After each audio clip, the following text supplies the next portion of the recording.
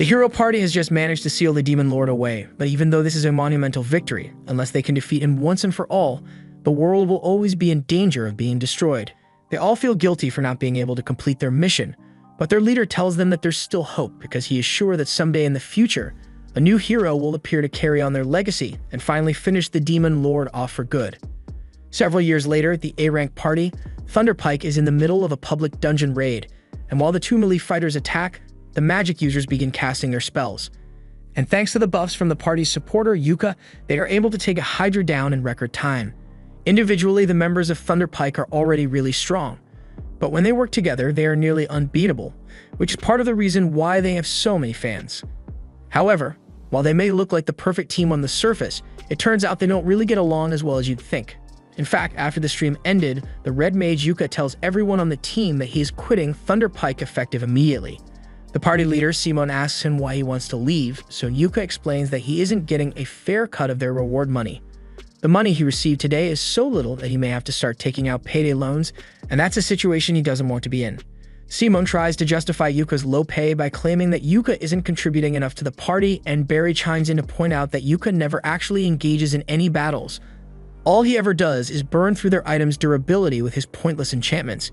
Yuka can't believe Barry would call his enchantments useless, but Barry isn't the only one who feels that way. The only one who actually thinks Yuka is useful is Jamie, but that's just because he's good at setting up their streams.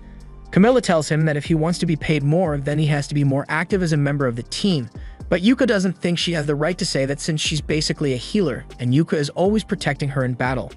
The fact that they don't value the work he does is exactly why he wants to quit the party, but Simon asks him if he's really sure he can manage on his own if he leaves.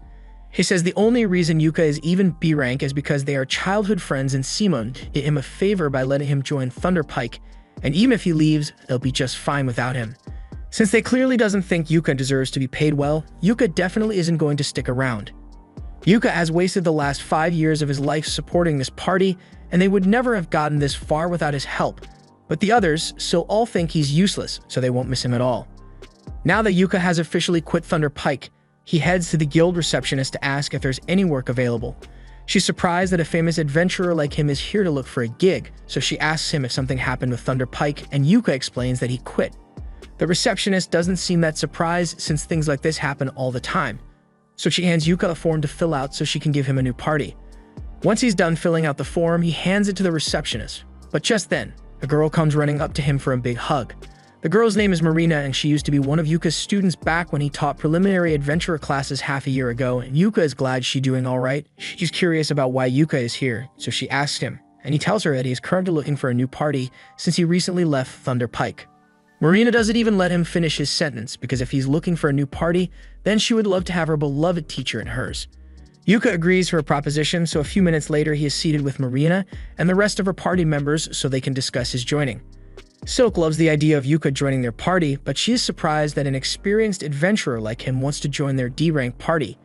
Yuka is currently B-rank, so he could probably get into a much better party, but he doesn't mind being in a D-rank party, and to be honest, he actually prefers it this way.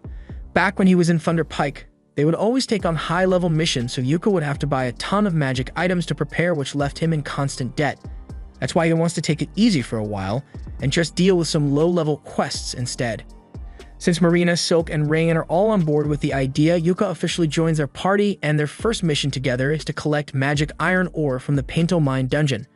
It's been a long time since Yuka felt excited to go on a mission like this, and it definitely brings back a lot of old memories from when he was starting out as an adventurer. Yuka recalls that this dungeon has a lot of magic ore veins on the 6th floor, and Silk tells him he is correct, but they were hoping to avoid fighting the 5th floor boss, so Yuka suggests they should start on the 4th floor instead. As they enter the dungeon, Marina takes the lead and uses the stick to check for any traps that may have been set, and Yuka is so proud because she's doing it exactly how he taught her. But for now, he asks her to let him take the lead since he has a more efficient method. Marina doesn't understand what he means since their party doesn't have a scout or thief to detect the traps, but while that may be true, Yuka has a magic item that should be useful in this situation. It's a detection lamp, and thanks to a special type of oil, it illuminates traps, so they can spot them just like a scout would. The lamp really is useful, but Silk asks if it's okay for Yuka to be using it since special oil sounds really expensive. And yes, it normally is, but Yuka made this oil with his alchemy, so it didn't cost him much. The party continues walking down the corridor while carefully avoiding all the traps, until eventually, Yuka stops everyone because he can sense something up ahead. He warns the others and tells them that they should prepare for a fight, so they all rush in together and are confronted by a group of boggles. Silk decides to take the initiative and fires the first shot to take one of the boggles down, while Marina runs in to handle the rest. As she does this, Yuka casts overlapping physical enchantments on her so she can fight better, and at the same time, he casts a debuff on the boggles to trip them up. While the boggles are disoriented, Marina goes in for her attack, and in one fluid motion, she's able to cut both of them in half, something even she is surprised by. She turns around to ask Yuka if that feeling she just experienced was his magic, so Yuka confirms that he had cast 3 types of enchantment on Marina to help with her fight. Rain can't believe Yuka was able to cast 3 enchantments at once, and on top of that, he managed to do it with no incantation, but Yuka doesn't think it was all that impressive, so he just says they should keep moving. As they continue through the mine, he asks the girls about their usual dungeon exploration routine, so Marina proudly explains that they always take a break after each floor and check their equipment, just like he taught them to do. Since that's the case, Yuka suggests that they should rest a bit before they continue. After their break, Marina and the others check all their equipment for damage and everything seems to be in working order, so they are ready to continue their mission and head down to the next floor. On the second floor of the dungeon, the group is suddenly ambushed by a group of undead miners, and the only way to get rid of them is for Rain to use holy magic, so everyone needs to protect her while she uses her chant. Marina and Silk plan to handle the defense, but Yuka tells them he has this covered, so he casts a blessing of light on all of them. And while it won't kill the undead miners, it does stop them from coming any closer, so it's a good defensive measure. Eventually, Rain finishes the holy light spell and uses it to eradicate the undead, and once they are safe, Marina begins praising Rain for a job well done. Yuka praises her as well since there aren't many people who can use light magic on the scale that Rain just did, but doing that probably drained a ton of her mana, so he casts Refresh Mana to help her recover. Rain can't believe Yuka can use Refresh Mana since that's a really rare skill. It completely restores the mana of whomever it is cast on, and having that skill alone would make Yuka insanely valuable to any party that works with him. But Yuka thinks she's exaggerating a little because he only learnt Refresh Mana as a way to compensate for having an obscure job like a red mage, although it was really difficult for him to learn it. Afterwards, the group continues walking down the path, and as they go, Yuka begins pouring a liquid on the ground.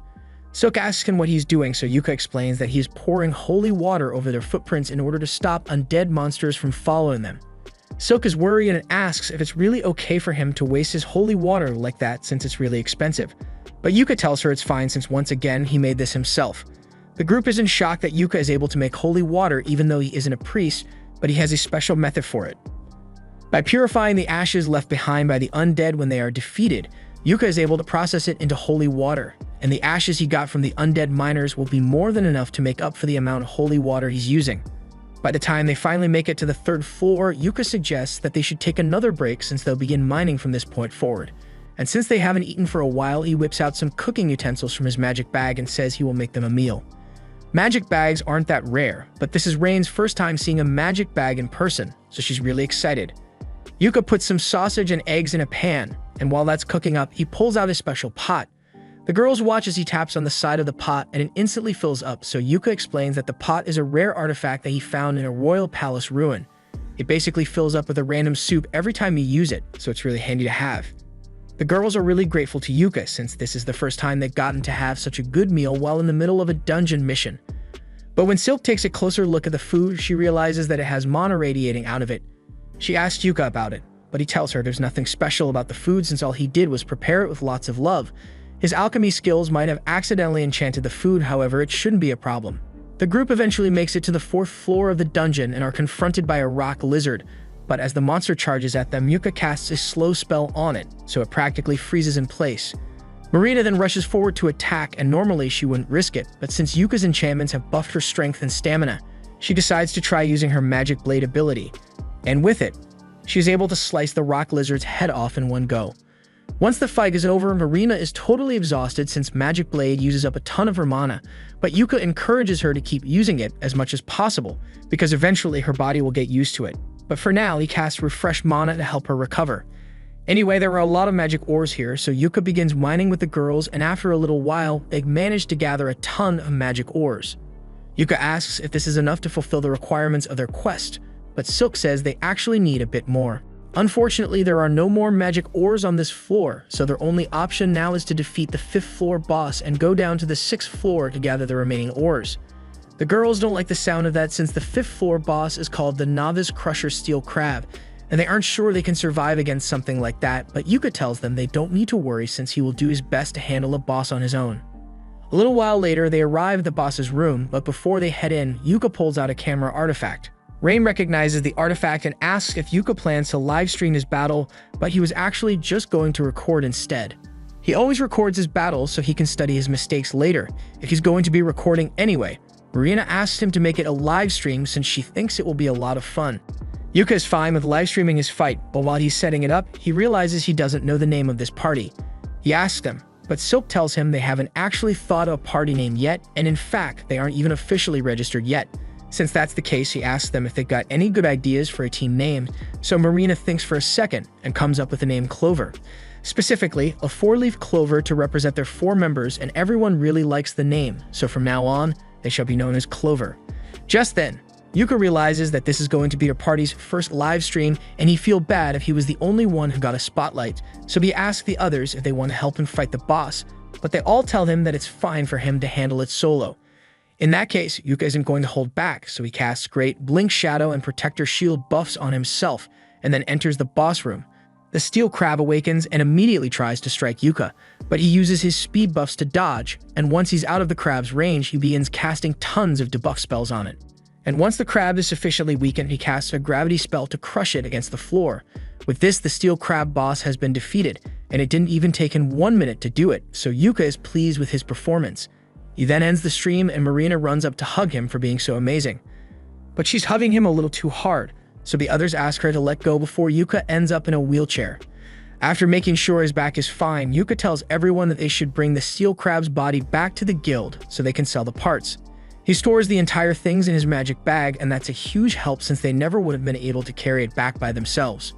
So far, Yuka has been indispensable to their party, but Silk doesn't think it's fair for them to constantly be relying on Yuka like this, so Yuka suggests that next time they have a boss battle, everyone can participate so they'll gain some experience. The girls like the sound of that, but for now, they still have to open the treasure chest they get for killing the floor boss, and when they do, they find a ton of magic ores, so it looks like they won't have to mine anymore after all.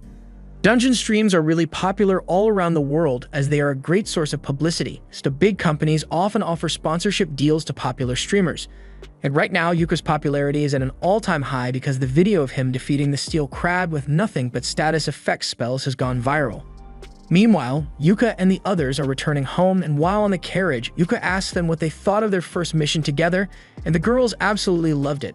They learned all sorts of cool things from Yuka, so this was easily the best mission they've completed so far. In fact, they were all thinking of making Yuka the official leader of their party since he has the most experience, and they all trust him with their lives since he was their teacher. Yuka is hesitant to accept the role since he never intended to take over Marina's party, but since they all say they want him to do it, he ends up agreeing, mostly so he can ensure their safety in future battles. While Yuka's party is celebrating their first victory, Thunder Pike is suffering a crushing defeat. Simon hired a new guy to replace Yuka after he quit, but he must still not realize how much Yuka is carrying their party because he led them right into wolf territory and expected everything to just work out. Normally, Yuka would have cast a weakening spell in the wolves by now, but the new guy can't do that, so the wolves are way too strong for the party to handle, and as a result, Jamie gets chomped. Simon sees her in trouble and rushes to save her by decapitating the wolf, and while Jamie is technically safe now, her stomach is full of holes, so she'll die if she doesn't get help soon. Simon asks Camilla to cast a healing spell on Jamie, but Camilla says she's out of mana, so there's nothing she can do. It's not like they had a guide who could cast a mana restoration spell, did they? The group retreats to safety and Simon administers first aid to try and keep Jamie alive while Camilla's mana recharges. He asks if anyone has a healing potion and the new guy, Cork, has one, but he doesn't feel like giving it to Simon since Simon made it painfully clear that he was responsible for buying his own equipment with his own money. Simon tells him that now's not the time to be worrying about money when one of his teammates is about to die, so Cork reluctantly hands over the healing potion and Simon feeds it to Jamie. Thunder Pike has really been on a downward spiral lately, but on the flip side, everything has been working out for Yuka. He and the girls are sitting at the bar to celebrate, and while the reward for their quest wasn't that high, the Steel Crab's body was in good condition, so the guild paid a good price for it. Speaking of money, Yuka asks Marina and the others what system they've been using to split up the party's earnings, so they tell him that Silk usually handles all the party's money and each member gets a set allowance. Yuka is a little surprised since it's rare for a party to entrust all the money to a single member, but the group has a reason for that. They've all been saving up so they can eventually afford to buy a house as a party, since it's a little awkward to have to be renting at the inn all the time. Since they are trying to save their money, Yuka tells them it's fine if they continue with the allowance system. Silk asks if he is really okay with her handling all the finances since she thought an adventurer like him would want to handle his own money, but Yuka trusts her, so there's no reason to change the system they already have. While Yuka and the other are having fun and getting along, Simone and the rest of Thunder Pike are upset because that was the worst outcome they had in years. Thankfully, they were able to save Jamie's life, but things could have gone really badly, and Simone blames it all on Cork. The rest of the party get in on it and start calling Cork useless for not being able to get them out of that mess, but Cork isn't going to let them put the blame on him since everyone knows that dire wolves track their prey through scent, so it's common sense to buy a scent blocker in preparation for the mission. This is clearly the party's fault for not being prepared for the situation, but Simone tries to turn it around on Cork and says that if he knew about the scent blockers, then he should have told them. And the fact that Jamie almost died is entirely his fault too because he didn't buy scent blockers for the entire party. The gaslighting is strong with this one. But thankfully, it's not strong enough to fool Corks, so he realizes he wants no part in a party where no one is willing to take accountability for their mistakes and quits on the spot. Yuka overhears this, and he can't believe Thunder Pike still hasn't learned from their mistakes, but that doesn't concern him anymore. He turns back to the girls, and Marina tells everyone what they should do for tomorrow. Silk remembers something Yuka once told her about it being important to take a day off after every mission, so she suggests that they do that. Everyone agrees, and since Yuka is going to have the day off, he decides to get a little shopping done. He needs to stock up on potions and scrolls, and he still needs to turn those undead ashes he got into holy water so he can replenish his stock. He's going to be busy for a while, so he suggests that they all meet back up here after their break is over. Just then, Marina notices that the dungeon string highlights of the day are being shown, and Yuka's fight against the steel crab is number 1. He is shocked since he only uploaded it a couple of hours ago, but it already has over 5,000 viewers, and it's still going up. People find it really interesting that someone with an obscure job like a red mage was able to take down a red crab without even needing to touch it. The announcers tell everyone to keep an eye on Yuka and his party, Clover, because they just might become the world's greatest party. Simone and the other members of Thunder Pike see Yuka's stream as well, and they are all incredibly jealous that Yuka is actually doing well without them, but they still refuse to admit that Yuka might have been more useful to them than they gave him credit for. Thunder Pike is always going to be a bunch of haters, but it looks like there is actually someone else hating on Yuka from a distance, and he seems mad that Yuka is getting comfortable with his new party. A couple of days later, Yuka is back in the guild, and he's looking at the notice board to see if he can find any quests that will be good for the girls. The receptionist sees him struggling to decide, so she comes over and asks if she can help. Yuka asks her if there are any quests that are easy enough for a party of noobs, but also paying a decent amount of money. The receptionist tells him that he is being a little too optimistic here. He's never going to find such a perfect quest, but given the circumstances, she points to a C-rank quest that involves fetching some magic stones from the Orden Forest. Yuka thinks this just might work, but he's a little curious as to why the quest is C-rank when fetching magic stones would usually only be D-rank. The receptionist explains that there has been a large magical beast sighted near the forest, so this quest is slightly more dangerous than normal. Just then, Marina enters the guild, and as soon as she hears the word quest, she immediately yells that their party will accept it. Yuka asks her to at least let him finish explaining before she agrees to do the quest, but Marina says she doesn't need to know the details since if Yuka thinks they can handle it, then she is sure they'll be able to get it done. It shouldn't be too hard anyway since she and the others have done a quest in that forest before, although she doesn't understand why this quest would be C-rank when all the other quests are D-rank. This is when Yuka chimes in and says that the quest is C-rank because there is a magic beast living somewhere in that forest now. Hearing that there's a magical beast in the forest makes the girls reconsider whether it's a good idea to take that quest after all, but they ultimately decide to just go with it anyway since if Yuka is with them, then they are sure everything will work out in the end. In that case, Yuka tells them all to get their items ready and to meet him an hour later in front of the stagecoach so they can head to the forest. Just then, the receptionist returns with the quest receipt, and all this seems a little too convenient, so he asks the receptionist if she planned things so they would end up like this, and she doesn't deny having some part in this. The stream Yuka made yesterday ended up earning him more than 10,000 fans, and they are all eager to see Yuka's next stream. Yuka is a little embarrassed since he hadn't realized his stream would earn him so much attention. He sees no harm in continuing to stream his fights since he'll bring attention to the girls. And if they happen to find that magical beast, having it on video would be great for the guild's records. While Yuka was talking about all this, a man from before is getting more and more infuriated, so as Yuka leaves the guild, he follows him. Yuka immediately realizes that he's being followed since the guy doing it is doing a terrible job at it, so he ducks into an alleyway to get away. He was hoping to lose his stalker, but for a fat guy, he's pretty quick and catches up to Yuka. Yuka asks him if he has any business with him, so the man demands that Yuka quit Clover immediately. Yuka obviously says that's not going to happen, especially since he's the leader of the party. The guy can't believe those girls would make Yuka their leader after just one day together, even though they offered to join their party $1 million, and they kept turning him down. Yuka understands what's going on here. This guy wanted to get himself a harem of cute adventurer girls, but Marina and the others refused to let him join, and now seeing another guy live his dream has made him irrational. The man draws his sword to attack if Yuka doesn't agree to leave the girls' party, so Yuka quietly casts a snare trap at the man's feet and then turns to walk away. As Yuka is walking away, the man really does try to attack him, but Yuka's trap causes him to slip and fall on the ground. Once he's on the carriage, he talks to the girls about his random encounter. They recognize the guy as Bizio and tell Yuka that the guy has been trying to join their party for so long. They ask if Yuka is alright since they would hate it if something bad were to happen to him because of them. But Yuka assures them it is not their fault, and besides, he left that guy unconscious in the middle of the street, so they can just report him when they get back to town. In the meantime, before they get to their destination, Yuka wants to go over their mission objective one last time. They are going to fetch 3 magic stones from the Orden Forest, and since the others say they've been here before, he asks them what it was like when they got here. According to Marina, they had been here 2 months ago, but now that she thinks about it, she didn't run into any monsters at all.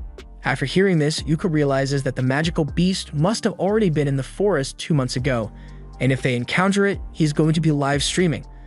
This way, the guild gets valuable information about the beast, and in the event that they can't defeat it, it'll be easy to call for backup if needed. Once they arrive in the forest, Yuka begins the stream and the group starts making their way through the forest. Yuka decided to be the rear guard since beasts usually attack from behind, but Marina asks if it's really alright for him to be at the rear since he's in the most danger there. Yuka tells her she doesn't need to worry since not only can he use Blink Step to get away if his life really is in danger, his clothes also have really good defense stats, so he can take a couple of hits before he goes down. They soon reach the waterfall where they are meant to gather the magic stones, but just before they could reach there, Yuka tells everyone to wait because he can sense something coming. The magic beast finally reveals itself, but all the confidence Yuka had earlier goes about the window because that thing is a high-level monster that's usually only found in the deepest parts of the dungeon, a Zarnag. The girls are nowhere near strong enough to handle this thing or even survive a minute against it, so Yuka gets in front of them and tells Silk to lead the others back to the Adventurers Guild and get back up while he holds this thing off here.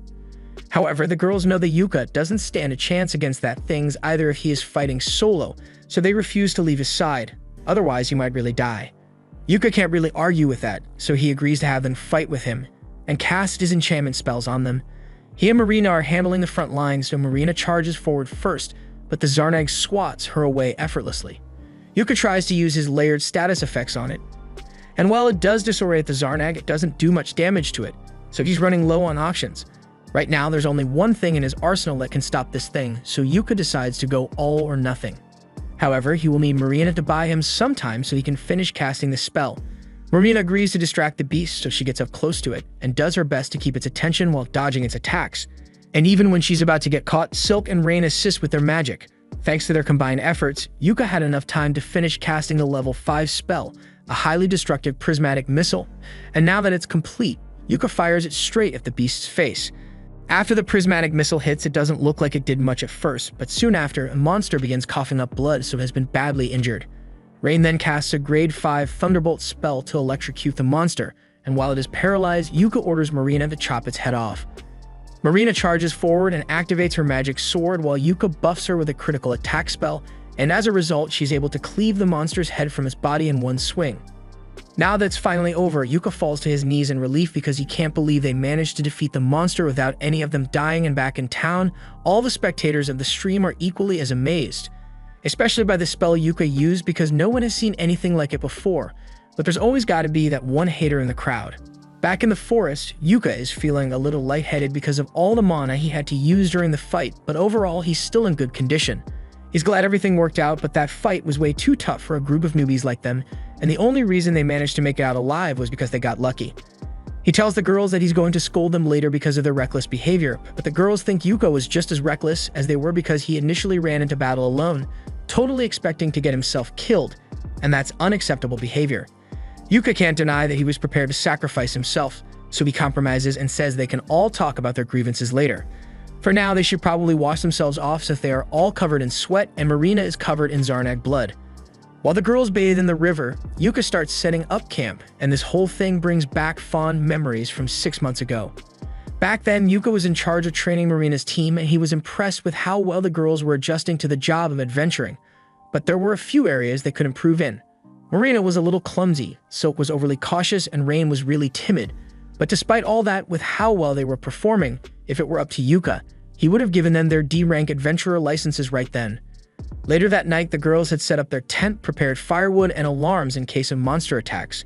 And as Yuka watched them work back then, he could feel a sense of pride because he knew they would turn out to be great adventurers in the future. But he never could have imagined that he would end up joining their party. A few days later, the party is back at the guild, and it looks like they've been summoned to meet the guild master, so the girls are a little nervous. They ask Yuka if this means they are in some kind of trouble, but he thinks this meeting is probably about the Zarnag they defeated. A mission like that should have been classified as B rank, however, for some reason it was marked as D rank, so some investigation is definitely warranted. Just then, the guild master, Benwood, walks in and the girls are so intimidated by his presence that they immediately stand at attention.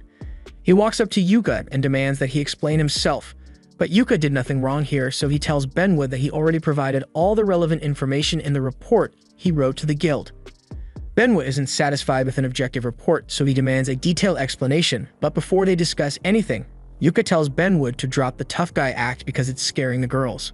Marina tries to stop Yuka from talking to the guild master so casually since he is a really powerful person, but the guild master actually respects Yuka a lot, so there's no need for formalities between them. Benwood tells everyone they can sit down, and Benwood already knows what happened in the forest, but he wants to know what Yuka thinks about the whole situation. Yuka tells him that he suspects that this might have been the result of an overflow, causing a monster several levels stronger than usual to appear. Benwood agrees with Yuka's conclusion and immediately has his secretary issue an emergency investigation quest to get to the bottom of it. Both Yuka and Benwood seem to understand how serious overflows can be, but Marina has no idea what that is, so she asks Yuka for an explanation. Yuka tells her that an overflow is a phenomenon that occurs when a catalyst causes monsters in the dungeon to spill out. Usually, the monsters that live in the dungeon are bound there by the mana that flows in the ground, but sometimes those shackles can be broken, allowing the monster to escape the dungeon and terrorize the surrounding area. This could also be evidence of a possible dungeon stampede in the near future. The girls have heard about dungeon stampedes and the chaos they can cause as they tear through towns like a wildfire.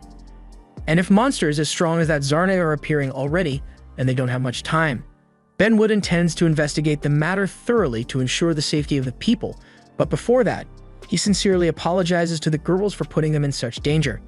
The girls tell him he doesn't need to apologize since they all made it out alive. Although if they didn't have Yuka with them, they would have been goners. That said, even though Yuka did most of the heavy lifting, their live stream proved that the girls are capable fighters, so as a reward for doing so well against the Zarnag, Benwood intends to promote all of them to C rank. Although the promotion depends on the girls having Yuka's assistance since he is A rank. Yuka doesn't know what Benwood is talking about since he is only B rank, but that's when Benwood informs him that he is getting a promotion as well. Everyone who watched the livestream saw the high-level prismatic missile spell he used on the Zarnag, so it is abundantly clear that Yuka deserves a promotion, and starting today he will now be an A rank adventurer. Afterwards, Yuka and the girls head downstairs to have a drink and congratulate each other on their promotions. While they are all together, Yuka pulls out the bag of coins he got as the reward for their quest and gives it to Silk to count out.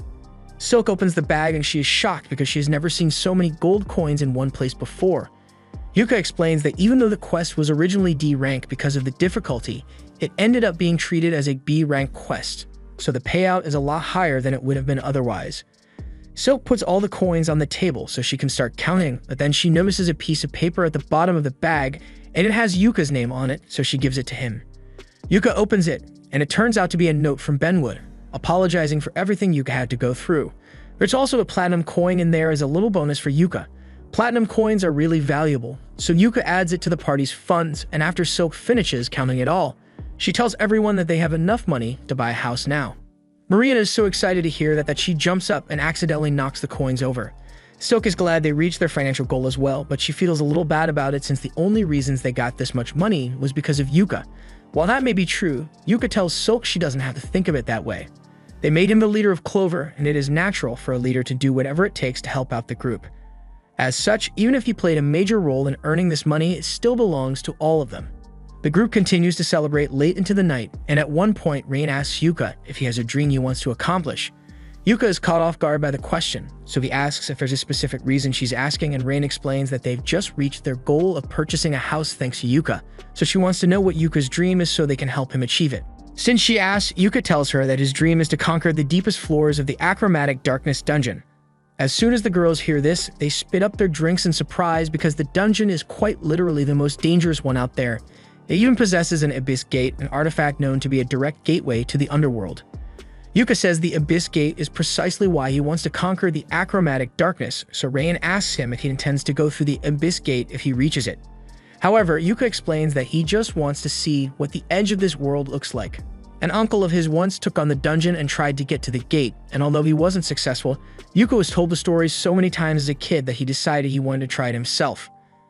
Although he knows that it will probably never happen, Marina likes the sound of Yuka's dream, so she suggests that they should all go to the Achromatic Darkness and try to accomplish Yuka's dream. Yuka tells her it's not that simple since that dungeon is so dangerous that just entering it requires permission from the government, and you'd have to be an A-rank party to gain approval. Even so, Rain still thinks it'd be a good idea, so she says she wants it to be their party's next goal. All the others agree and promise to work hard to make Yuka's dream a reality, but they won't be attempting it anytime soon though. With each passing day, Clover's streams have been gaining more and more popularity. Right now, they are streaming a battle against an undead hand, and thanks to their flawless teamwork, they are able to take it down with a lightning spell from Rain and a rock scroll from Yuka. That concludes the stream, so they wave to their fans, and everyone at the guild absolutely loves them, all except the members of Thunder Pike who hate how popular Yuka has become. Barry thinks Yuka only looks impressive because he is in a team of newbies, but Simon actually heard that Yuka recently got promoted to A rank, so he might just be that good. Besides, Yuka's popularity isn't their biggest concern right now. Thunder Pike has been constantly failing quests recently, and Simon thinks it's because all the new people they hire end up being useless morons. In fact, none of them ever end up sticking around for more than one day, but that can't be because there's something wrong with their team, right? Speaking of their team, Simon asks why Jamie isn't here, so Camilla explains that Jamie wasn't in the mood for a drink. Simon gets pissed since after that mission where Jamie got mauled by a wolf, she's been slowing the team down constantly. As for Jamie herself, she has locked herself in her room and has been watching videos of Yuka's live stream on repeat for hours now. The other members of Thunder Pike are starting to realize that Yuka may have been more useful than they gave him credit for. So since the reason Yuka quit in the first place was because of his low pay, they could just increase his cut a little. And since Jamie hasn't been doing much lately, they can cut her pay instead. A few hours later, Yuka and the others return to the guild to report the success of their mission. But as they arrive at the front door, they find Simon waiting there for Yuka. Seeing Simon again makes Yuka a little angry, so he tells the girls to head inside without him, and then he asks Simon what he wants. Simon gets to the point and says he is allowing Yuka the honor of rejoining Thunder Pike. Yuka can't believe the shit that just came out of Simon's mouth, but Simon tries to manipulate Yuka into considering it by reminding him that his dream to see the Abyss Gate can only come true if he's part of an A-rank party like Thunder Pike. Plus, ever since Yuka bailed on Thunder Pike, they've been struggling to complete quests, so Simon says it's Yuka's responsibility to come back and make things right. Yuka listened to everything Simon had to say, but it's too bad he doesn't care though. He and Simon may have been childhood friends. But that means nothing after all the disrespect Simon has given him, so Yuka wants nothing to do with him ever again. He then walks inside, leaving Simon to stew over the consequences of his actions, and meanwhile Bisio was watching the whole thing, and he seems to have a sinister idea in mind. Back inside, Yuka meets up with the girls and they ask him what happened with the guy outside. Yuka explains that was Simon, the leader of his former party, and as soon as Marina hears this, she gets worried because Yuka might end up rejoining Thunder Pike.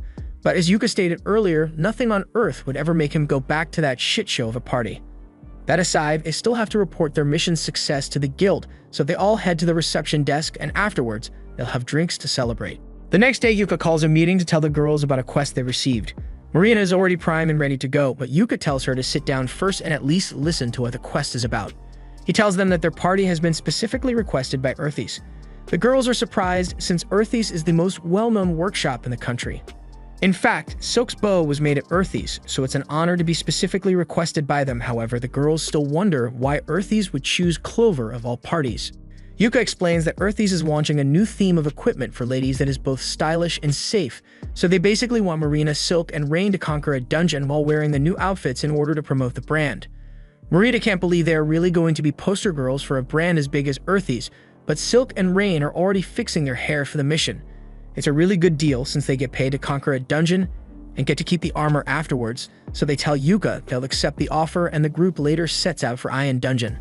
When the day for the quest finally arrives, Yuka meets up with the girls outside the dungeon, and they've already changed into the new Earthy's gear. Yuka tells them they all look really cute, and on top of looking good, the equipment is all really functional, so he thinks it suits them. But for some reason, Rain seems to be upset with him, and he doesn't know why. The group enters the dungeon, and as they do, Yuka explains that this dungeon is relatively old and only has 4 floors, but at the bottom, there is an entrance to a separate dungeon, which is what they will be clearing. To get to the second dungeon's main entrance, Yuka says they are going to have to take the stairs, but those stairs are really long, so Marina asks if they can just climb down the middle with a rope to save time. Yuka tells her that normally she would be right, and people have tried doing that in the past, but this dungeon has a distortion field preventing you from going anywhere that isn't a designated path. He tells them to be careful not to get caught in the field, but then he notices that Rain still seems upset, so he asks her if he did something wrong. Rain doesn't say anything, but the others know why she's upset, so they tell Yuka to take a closer look at Rain's outfit. Yuka looks at Rain, trying to see if there's something he missed, and that's when he notices that she changed her ribbon bow color to blue instead of red today. Rain was upset that he hadn't complimented her on it, so Yuka tells her it looks good on her and she feels a lot better. They then head down to the second floor, and thanks to his lantern, Yuka spots a trap ahead, so he tells the girls to stand back while he takes care of it. He pulls out a long stick, and with it he taps the trap, causing several dozen spears to spring up from the ground, walls, and ceiling. That would have been an unpleasant way to die, but since he has already triggered it, it should be safe for them to continue forward now. They are going to have to squeeze through all the spears, so while walking, Yuka asks if anyone is having any trouble. Thankfully, since their new armor is so snug, the girls have no trouble passing through the spears. Once they make it a little farther down the corridor, Yuka senses something up ahead and warns the girls to get ready for battle. The group comes face to face with a group of orcs, and the second Silk sees the orcs, years of generational hatred comes flowing back into her mind. Yuka knows that orcs are the natural enemy of elves, but he asks Silk to remain calm so she doesn't make a mistake. Yuka plans to hit them with powerful magic first, then Marina will attack with her sword, and Silk can provide backup from the rear. Now that everyone knows the plan, Yuka casts his enchantment spells, and Rain begins casting a fireball spell. Once she's done, she shoots it at the orcs, setting them ablaze, so Yuka then joins in with a rock blast. While the orcs try to evade his rocks, Silk shoots one in the neck, and another was crushed, so there are only 2 left now. Marina charges in, and as the last 2 orcs charge forward, Yuka hits them with a paralyze and slow spell, allowing Marina to chop one clean in half, while the other gets shot in the neck by Silk. Marina then finishes it off by splitting the orc's head in half. Now that the battle is finally over, Yuka walks over to the orc corpses to pick up the magic stones and asks Silk if she was calmed down now. Silk apologizes for her outburst, but she can't help but be filled with rage whenever she sees an orc. Yuka understands that she can't control her reaction to orcs since it's just a part of being an elf. Just then, Marina comes up to Yuka and tells him she just found something weird on one of the orc's bodies. She hands it to him, and after inspecting it, Yuka realizes it's a Memorandum of Revelation scroll. It's an artifact that can uncover hidden abilities in people who use it. It's kind of odd that a low-ranked orc would have something like this, but in its current state, it's not that valuable since it's so damaged. However, it would be a waste to sell it off, so Yuka says he's going to fix it and let one of the girls use it. Silk asks what happens if one of them uses the scroll, so Yuka explains that it will unlock a hidden talent. For example, it might grant you a second job or maybe a new skill. If that's what the Revelation Scroll does, then Rain and Silk suggest that Marina should use it when it's repaired since she only has 1 job right now. Marina is a little hesitant to accept since sword mages are rare and she's not sure she has the potential to become one. Still, Yuka thinks it's worth a try anyway, since even if she doesn't get a second job, she might end up uncovering some sort of hidden ability. Just then, a chest appears as their reward for defeating the orc, and after opening it, they continue walking until they get to the break room between floors.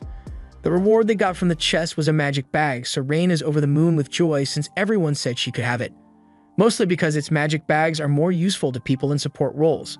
If they manage to find another one at some point, Yuka thinks it would be best if Silk got to have it since it would allow her to store more arrows. Once their break is over, they all get up, but before they continue, he wants to review the team's losses and gains. Yuka used one of his scrolls, but his mana levels are still decent, and Marina feels perfectly fine. Silk used 5 arrows when they fought against the orcs, but she's got 20 left, and as for Rain, she is ready to continue. Since everyone is still in good condition, they continue down to the 3rd floor, and Yuka warns everyone to stay alert since even though this floor doesn't have a floor boss, they have to be ready in case they get attacked. There used to be a door to the main dungeon, the abandoned city, but around 10 years ago, the door just vanished, so anyone can just walk in now. It is said that in the past, the door was guarded by multiple Shadow Stalkers, and from what Yuka knows, the Shadow Stalkers are supposed to look like solid black mannequins with shiny eyes. But those things haven't been seen in years, so there's no way they'd run into one here. However, there's a black mannequin with shiny eyes just staring at them menacingly from the 3rd floor, so Marina asks if they should be concerned about that. That thing is definitely a Shadow Stalker, and Yuka thinks it's unbelievable that they are actually seeing one here, so he makes sure the recorder gets a good view of it. The Shadow Stalker may look creepy, but they don't have to worry for now since it's on the 3rd floor, there's no way it can cross the distortion field. However, the Shadow Stalker proceeds to jump down and pierce through the distortion field like it's nothing, so they might be in trouble after all. Yuka tells everyone to get ready to fight and pulls out a scroll of multi-enchant to buff the girls as much as possible. But even with all the enchantments, when the Shadow Stalker launches its first attack, it takes Marina out in one hit. Rain rushes over to Marina's side to heal her while Silk provides cover, but Yuka still can't believe that the Shadow managed to shatter his multi-enchant barrier so easily. The Shadow prepared another attack, so Yuka charges forward and casts a protection barrier on himself, but the Shadow's attack easily shatters it, so Yuka comes to the conclusion that the Shadow's attack must be specifically made to destroy barriers, so he switches tactics and casts Blink Shadow on himself, so he can avoid being hit altogether and sneak up on the Shadow to slay it. However, before he could strike, the Shadow turns around and hits Yuka with a dark magic curse that leaves him immobilized, so there might really be no way to beat it. The Shadow then casts another curse, but Rain manages to block it with a holy shield, while Silk counterattacks with her Dryad Vines. While the Shadow is busy, Rain tries to heal Yuka like she did with Marina, but to her horror, she discovers that Yuka isn't breathing. At the same time, the Shadow slashes Silk across the back and Marina manages to chase it off, but it's moving way too quickly for her to hit it, so Rain decides to use a wide area spell to take it down. She casts Icicle Rain and aims it at the Shadow, but it disappears and slashes both Marina and Rain in the back. Now all the girls have been badly injured, but the Shadow isn't down yet because it then proceeds to cast dozens of Eclipse Cannons and fires them straight at the girls. This would have been the end of them, but at the last second, Yuka returns and casts a light shield over them. He covers the floor in 1,000 trip spells so the Shadow can't get away, and then he begins spamming every possible debuff effect he can cast to weaken it, while also casting buffs on the girls to heal them. Now that the girls are back in fighting shape, Silk traps the Shadow in her vines, granting Rain enough time to cast her Undead spell to erase the Shadow. The battle is finally over and Marina is so glad that Yuka is still alive that she gives him a big hug, but Yuka tells her that her hug is bringing him dangerously close to dying again. Once Marina lets go of him, Yuka thanks her, because if she hadn't spotted the Shadow Stalker when she did, it might have gotten them with a surprise attack, and that would have been a guaranteed death sentence for them. He then asked Rain what she thought of the Shadow, so Rain says it was undead, but its mana was in disarray, so it felt like the Shadow's existence shouldn't have been possible. Furthermore, it shouldn't have been able to pass through the distortion field, so in all likelihood, it must have been the result of a dungeon overflow. Silk asks Yuka what he thinks they should do, and since they are already at the bottom floor, he suggests that they should at least finish their quest before they head back up. In that case, Marina asks if they should inform everyone of the Shadow Stalker with a stream, but Yuka would rather not since they are wearing Earthy's unreleased equipment line, so he doesn't want to show it to the public without permission from the client. Yuka suggests they finish the quest quickly so they can get out of here, so they keep moving and head down to the corridor. There, they find the door that leads to the abandoned city, and according to the legends, people once lived in there. However, their quest only requires them to make it to the gate, not enter, so once they touch it, they turn around and head back to the surface. After returning, Yuka makes his report to the guild, and once he is done, he meets up with the girls who are waiting outside. Silk asks him how it went, so Yuka tells her he submitted the footage they recorded and told the guild about the Shadow Stalker. The guild will likely want to interview them about it later, so Yuka suggests they should take the next 2 days off and stay in Qualto. Marina likes the sound of that, so she asks Yuka if he'd like to go on a date with all of them. Silk isn't familiar with the city, so she was hoping Yuka would show her around, and Rain wants to see all the artifacts this city has to offer. Yuka sees no reason to reject their offer, so he agrees to go on a date with them.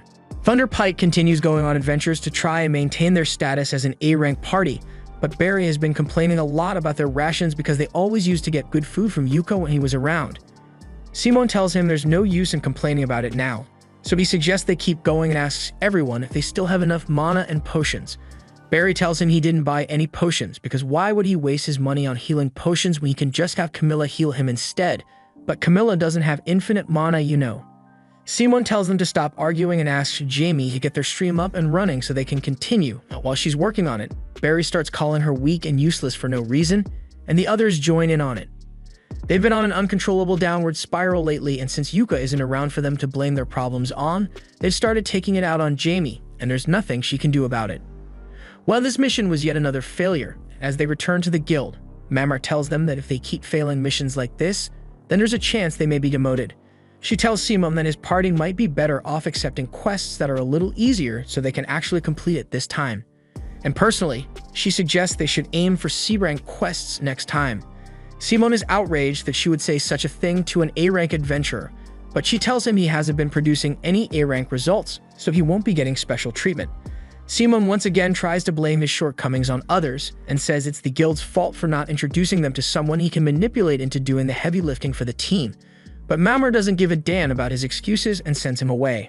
With nothing else to do, Thunder Pike sits at a table to brood, but Jamie sits at his separate table because she doesn't get along with the others so well anymore. Barry is still angry that Mamar would threaten to demote them, but Simon calms him down because Mamar was right about them. They haven't been performing as well as they used to, so maybe A-rank missions are a little too much for them to handle right now with just the 4 of them. However, if Simon thinks their lack of a 5th member is a problem, then Camilla tells him to hurry up and find a new member for their party since that's his job as the leader. Simon knows Camilla is right, but even if he finds someone else, there's no way he would get someone as good as Yuka was, so Barry asks him if they can just bring Yuka back to Thunder Pike. However, Simon already tried that and Yuka turned him down, so if he's going to bring Yuka back, then he's going to have to do something to convince him to ignore the past few years of gaslighting he had to endure. That's why Simon suggests that they should take a mission in the Achromatic Darkness dungeon, since it has always been Yuka's dream to conquer it, because he wanted to find an abyss gate. Simon thinks they can lure Yuka back into their party if they pretend that they are interested in clearing the dungeon, since only A-rank parties are allowed to go in there, so there's no way Yuka could do it with the newbie girls in his party. Barry thinks this is a great idea, so he agrees with Simon's plan, and Jamie is just wondering how she ended up stuck with a bunch of idiots like them.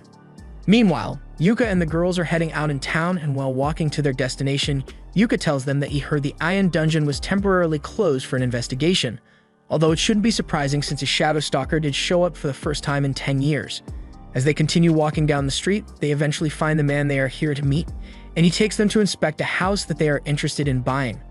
Monday shows them around, and the house looks pretty good, but Yuka doesn't think it's right for them since ground floor homes are easy targets for burglary, and it's hard to stop people from looking in through the windows, which is a major privacy concern since the girls will be living here. In that case, Monday offers to show them a different property and leads the group to a second house. This one was newly remodeled into a family home and has private bedrooms on the 2nd floor, along with an underground storage space and roof access. Marina thinks this place is great and Yuka likes it too, but he still hasn't made a decision on it yet, so he asks Monday if he could put a hold on this house for a little while. Monday says he will keep the house on the market in case Yuka decides to buy it, but for now, he has one last property to show them. Yuka and the others follow him to the next house, but as they walk, Yuka starts feeling a bit uneasy. Ray notices this, so she asks Yuka if something is wrong, and he tells her it's not a huge deal, but Thunder Pike's base is near here, so he's a little worried he might run into them while he's here. As soon as the girls hear this, they tell Monday they don't want to see the last house. They don't want to risk living in the same neighborhood as Thunder Pike, so it could be a 7-story mansion for all they care. They don't want it. Marina suggests they just buy the last house they saw since that one was pretty good, and Yuka agrees, so that same day, they get everyone's stuff moved over to the new house. Yuka says he will help the girls put their stuff in the house, so he asks if they decided which rooms they want, but they were actually waiting for Yuka to choose his room first. Yuka is confused, so he asks them if they are saying they want him to live with them, and that's exactly what the girls are saying since this is meant to be a party base after all. And it's all thanks to Yuka that they could even afford to buy the house in the first place, so of course they want him to live with them. Yuka is hesitant to live under the same roof as the girls, But Marina reminds him that when they camp out on their adventures, Yuka has no problem sleeping right next to them, so this shouldn't be any different. It's hard to argue with that logic, so Yuka agrees to move in, but he's setting some ground rules. He tells the girls to keep in mind that he's a man, so they have to actually use their door locks when they are changing their clothes or something. He just really doesn't want to get forced into embarrassing situations, and as long as they all respect each other's privacy, there shouldn't be any issues. With that settled, they sit down at the lunch table to eat and toast to their future as Clover. However, Yuka notices that Rain is a little distracted, so he looks at the TV, and to his surprise, he sees a report about a party taking on the Achromatic Darkness dungeon.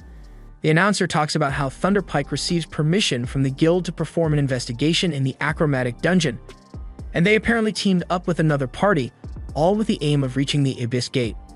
Hearing that Thunderpike is going after his dream is a massive slap in the face to Yuka, and the girls think he must be really upset, but he actually says he is fine. After all, it's not like it's a race, and if he's going to take on the Achromatic dungeon, he wants to do it with Clover. And he couldn't care less if Thunderpike wants to do it before him. He wants to just forget about them and continue with their meal, but then he gets some mail from the guild saying he is being summoned. He and Rain go to see what this is about, and they are informed the party has specifically requested Yuka's help on an upcoming mission of theirs. Yuka is curious about the request at first, but then he sees that it is from Thunderpike, so he immediately rejects it and goes on with his day. However, a couple minutes later, Simon is informed that Yuka declined the request, so he goes out of his way to track Yuka down and demand an explanation. Yuka was expecting something like this to happen, so he turns to face Simon, and Simon demands to know what reason Yuka had for rejecting their request. Yuka tells him there's no special reason behind his decision, he simply doesn't want to work with Thunderpike under any circumstances, even if it's for his dream. He's honestly surprised that Simon even remembered that his dream was to find an Abyss Gate, but he has no plans on getting involved, so he wishes Simon the best of luck on his mission. Simon tries to guilt Yuka into reconsidering by saying he already started making preparations around Yuka's participation, but that sounds like a Simon problem, so why should he care? In the first place, it was incredibly rude to send a spot request to someone who is already in an active party, and as long as it is a request, Yuka has every right to refuse for whatever reason he chooses. Simon gets angry and tells Yuka he is in the wrong for abandoning Thunderpike, but Yuka is at his limit and yells back that Simon is the one in the wrong here. While Yuka was in Thunderpike, everything from pre-quest preparations, quest research, and even intel gathering was dumped on Yuka's shoulders, and not once did Simon show any gratitude for all the work he put in. All Simon ever did was use him, so as far as Yuka is concerned, they are no longer friends. Simon is stunned and asks Yuka what he is supposed to do now, since if Thunderpike fails another quest, they'll be demoted. Again, that's not Yuka's problem to deal with, so he takes Rain's hand and walks away. 2 weeks later, Yuka meets with the guild master and got some bad news to share. It looks like a dungeon overflow really is occurring because in addition to what happened to Yuka's party in Ion, there have been several other incidents around the country. Given the circumstances, the Royal Academy couldn't deny the possibility of a dungeon stampede, which is likely why they granted Thunderpike permission to investigate the Achromatic Darkness. With that said, Benwood wants to nominate Yuka and the rest of Clover for an investment quest in the Achromatic Darkness. Yuka immediately tells Benwood he can't accept the quest, because there's no way a C-rank party like Clover can do a job like this. Besides, even if Thunderpike isn't reliable, there are other A-rank parties included in the Achromatic Dungeon investigation. However, Benwood tells him that the other parties have gotten fed up with Thunderpike's tricks and backed out of the mission. In fact, it looks like Thunderpike never actually intended to go on the mission because they haven't even submitted a formal application for the mission. Ben then pulls out a logbook and shows it to Yuka, but Yuka already knows exactly what this is, because it is the only conquest log of the last mission into the Achromatic Dungeon, and in it there is proof that the Abyss Gate exists. That's exactly why Ben wants Yuka to do the investigation, because he is passionate about the Abyss Gate, and if it's him, any reports he makes can be completely trusted. He isn't asking Yuka to conquer the entire dungeon, he just wants him to take a look inside. But to do that, Yuka would have to fight his way through the dungeon, and he thinks that would be too risky. Benwood understands his concerns, which is why he is willing to give Yuka this for the quest. It is a scroll of exit, and with it, Yuka can leave the dungeon instantly whenever he wants, so Benwood asks Yuka to reconsider. Just then, Memar comes in and hands Yuka the formal request form for this mission, and it says he will be joining a party called King of Welmelia, and his party will be granted provincial A-rank status for the duration of the mission. This is starting to sound like a really big deal, so Yuka says he needs to talk to his party members about it before making a decision. After getting home, Yuka tells the girls about the request and tells them that he is actually thinking of turning it down. The girls are surprised that he would reject such a huge opportunity, and Yuka understands that participating would be a great boost for their party, but he doesn't think they are ready for it. There's still a ton of experience and preparations they are missing, but while they can't do much about their lack of experience, Silk tells Yuka that they can still make the necessary preparations before the mission begins. Rain asks Yuka if he's scared for some reason, and Yuka hadn't thought about it till now, but he really is scared. He is worried that he might lose the girls if they take on a dangerous mission like this, because that's the last thing he would want to happen. The girls feel the same way about him, but they promise to do everything they can to make sure they come back from the mission safely, so Yuka can trust them to handle themselves. Yuka realizes he was being overly cautious and apologizes to the girls for not believing in them. They all agree to take on the achromatic dungeon together, and later that day the group heads back to the guild to tell Benwood that they are accepting the quest, but they talked it over and they may need an extra person, so they ask if he can introduce them to a good scout. Mamar has expected something like this, so she already has someone lined up. This is Neen, and she's the daughter of one of Mamar's friends, but after one too many pranks, she got banned from her homeland. So Mamar took her in and helped her change her life around. Neen introduces herself as a former Fursi thief, but now she is a C-rank ninja, and she promises to make herself useful to the team, so she asks to be hired as their scout. This was the end of episode 5. Subscribe to not miss the next part.